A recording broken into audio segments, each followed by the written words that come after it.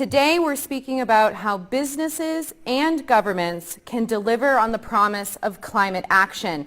COP26 was just 5 months ago, and we saw a slew of climate commitments and millions funneled into important financing. But then, just 1 month ago, Russia invaded Ukraine.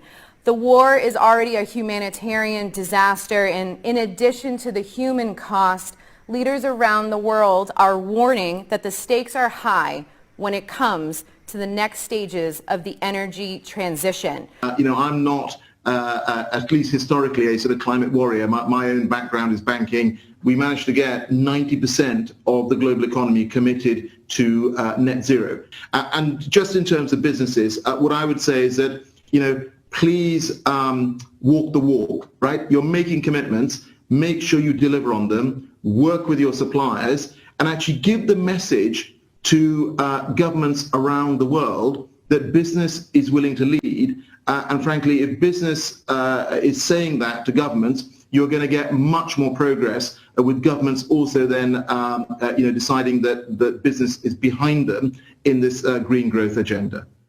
We had 54 businesses and investors, big businesses and investors, car manufacturers, signing up to the Glasgow Declaration on zero-emission cars and vans. And basically what they were signing up to was ending the sale of ICE vehicles.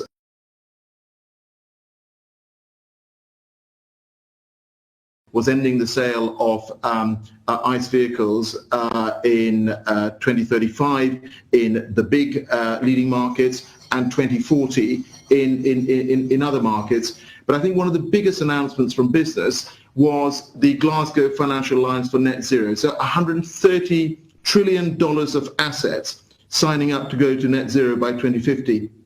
I mean, that is absolutely huge. I think that will grow. There are countries across the world where business is leading government on this clean growth agenda, and that's something that we need to see happening more and more.